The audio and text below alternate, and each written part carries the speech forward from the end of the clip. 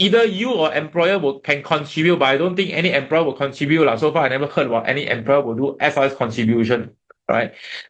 Maximum can contribute this amount. Okay, if you're a foreigner, you can contribute up to 35,700. All right. You need to open SRS account with DBS, OCBC, UOB. Just go to iBanking to open this SRS account. Okay, that's the first step. Right. And of course, what is the benefit? Okay, if you earn, let's say, 100,000, and your usual tax relief, your CPF relief is 31,000. If you do contribution of about 15.3K into SRS, technically your tax can reduce by about $1,000. Okay, because every dollar you contribute to SRS, you save $1 of taxable income, right? So you could save 1,000 or 1,000 plus depending on your tax bracket, right? So yes, you can enjoy tax deduction if you contribute by end of this year. Okay, don't contribute last day of 2025. Okay, it will take some time to process. Okay, yeah. So do consider this if you want to reduce the tax. Okay, but don't do it now because you need to think through why. What are the things you need to know before you contribute. Okay, when you contribute, you save tax, but when you withdraw, you need to pay tax. Okay, but the good thing is when you withdraw, only 50% of amount you withdraw is taxable. Okay, and usually by the time you withdraw, you are usually not working because you're retirement mode. Then likely when you withdraw, you are paying lower income tax. Okay, because based on IRA's tax bracket, if you earn lesser income, you are paying lower tax. Okay, so most likely when you withdraw, although you need to pay tax, you're paying lower tax. Okay, yeah.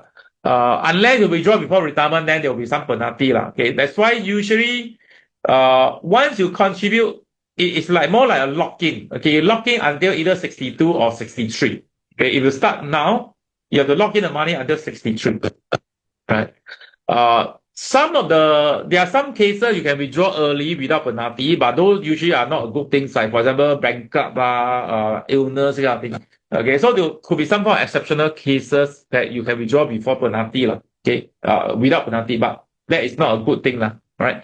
Yeah. So as you will contribute, you save tax. When withdraw, likely you are paying lower income tax. Okay, but you lock it under 62 or 63, right? Yeah. And what we can do, or what you should do to help you to reduce even lower or pay $0 tax when withdraw, right, is to smooth out your withdrawal for 10 years. Okay, because for SRS, right, you need to withdraw all the money within 10 years. Okay, once you start the withdrawal, you must complete the withdrawal within 10 years, right? Yeah. So in order to pay lower tax during your withdrawal, okay, the best case you should do is you withdraw same amount every year for 10 years. Okay, that means withdraw smaller amount every single year. Okay, and assuming you are 400,000 in SRS account, right? Every year withdraw 40,000, 50% is taxable, which is 20,000. But 20,000 is 0% tax. Okay, that's why you don't pay any single cent. It will spread your 400,000 withdrawal in 10 years. Right. So that is why most of the time I try to spread my withdrawal or my client withdrawal throughout the 10 years during their retirement mode. Okay, so they can pay lower income or near to $0 tax. Right. Yeah. So so that is how to optimize your tax or SR withdrawal. Right. Yeah. So now the question is, when you contribute to SRS, you save income tax. The money belongs to you, and the money is locked in until 62 or 63. Okay, you should not keep it either in the bank account. Right, you should invest in something. Okay, because you probably have 10, 20 years to go before you start the withdrawal. Right, so these are the things that you can invest. Okay, stocks, bond, insurance, those without coverage kind of plan, like saving plan, unit trust, ETF. Of course, fixed T-bill you also can invest, right? Which I don't think any people are interested right now because of low interest rate, right? Yeah. So these are the things you can invest, right?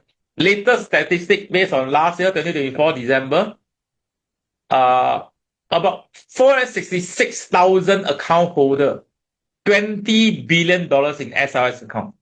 Okay, and you can see that about 20% is holding in cash.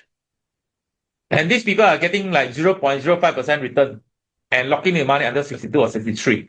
All right. That is $4 billion. Okay. $4 billion is sitting in cash. All right. I don't know what they're doing. All right. If you cannot take risk, there are still many other ways to give us better return and don't need to take a lot of risk. Okay. But I don't know why. Okay. Maybe they never look into their all this idling cash. Okay. Unit trust 12%. Insurance 22%. Right. I don't know why fixed D is 0%. There should be some form of maybe not fixed D lah. T-bill, SSB, yes. Fixed D, I don't think there is fixed D. That's why it's 0% here. Okay. Others maybe it's referring to some form of like T-bill or something. Okay. Yeah. But share is about 24%. Okay. And these are the age profile lah. Right. And of course, the foreigner is 6%, and then the rest 87%, 97%. How come total more than 100%? No, 93%. Okay, 93% Singaporean and PR. Right? Yeah. So I mean, these are the national statistics. Okay, based on 466 account holders. Right. 466 account holder. Okay, given working adults in Singapore, maybe 2 million. Okay. That is like 20 to 30% of working adults has SRS account. All right, I think my calculation probably correct. Okay, it's a bit late, so I can't do a lot of mental calculation. Okay, but anyway, a lot of people are having close to 500,000 account in SRS, and 4 billion is sitting in the cash. Right, that's why you should do something, right? You cannot be locked making money and then don't do anything. Okay, yeah. So what are the factors you should consider when you choose what to invest? Okay, if you are doing stock directly, okay, you need to make sure you are active investor, okay, because you are going to hold the stock until 62, 63, make sure you know what you are doing, especially when it comes to right issue, corporate action, okay, and I don't prefer to invest in REITs using SRS money, okay, because a lot of time REITs, when they want to acquire new property, they have this kind of right issue. Okay, right issue meaning they want to raise money to buy more property, right, to generate more income, okay, which is a good thing, it's a good thing, right.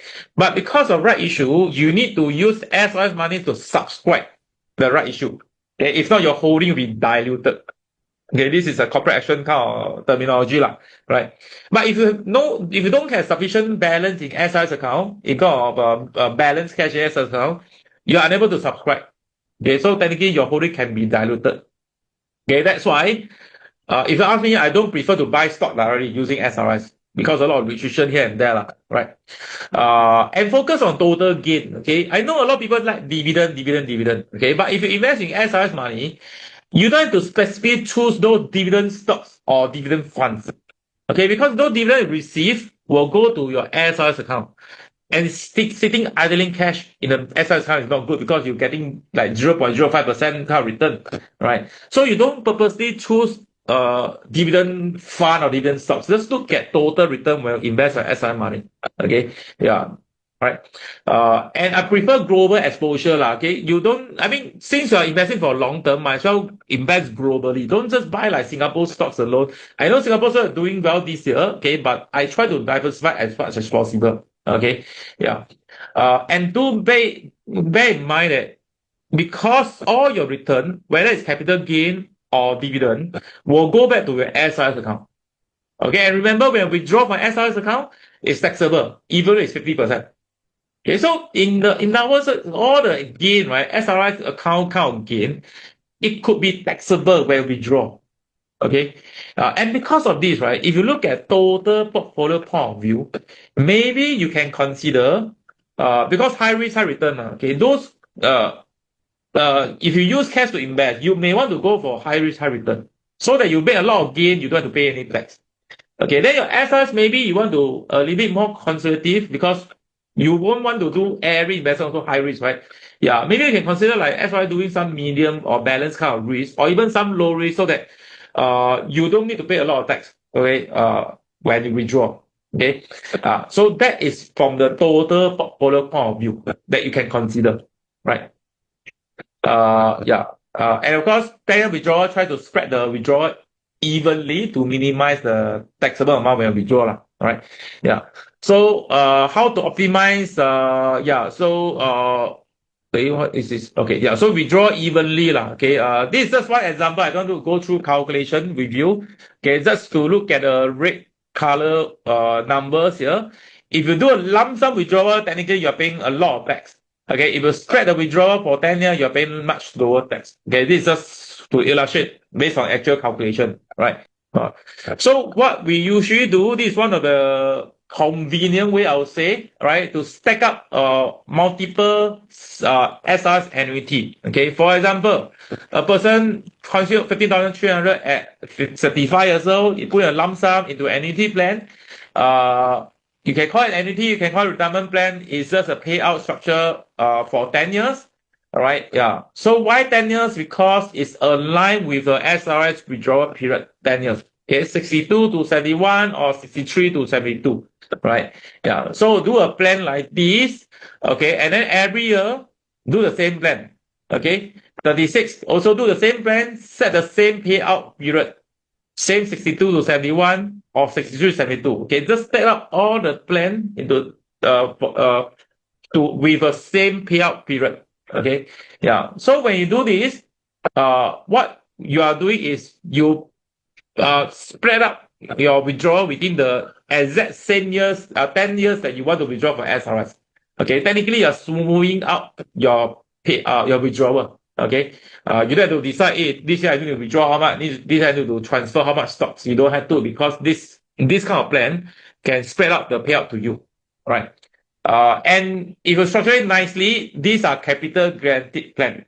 Okay, of course you don't terminate early lah. Okay, so technically you can preserve your capital as well if you do this kind of plan, right, for your SRS money, right? Again, this is considered low risk, right? High risk can use cash to invest so that your total portfolio allocation is more balanced, right? And of course you can invest. Okay, we do a lot of this kind of model portfolio. Okay, using cost satellite approach, right, where we allocate into global exposure with some tactical allocation. Okay, this is more into investment. Okay, I just share the concept. Okay, I won't go through details. Right, global exposure. Okay, global bond, global equity, and some tactical allocation. For example, Asia equity, China equity, which is still undervalued. Okay, or fairly valued at the moment as compared to US equity. Right, so we invest using SRS to have the kind of global exposure. Right. Yeah. So this is a model portfolio, right? And some of the clients actually follow this, and they invest every year. They top up 15,300. They top up into this model portfolio that we have, right? Yeah. So I would say high single-digit return is possible because we are doing global equity kind of exposure, right? Or global diversified kind of exposure, right? Yeah. So there are people do this, right? And we help them to invest.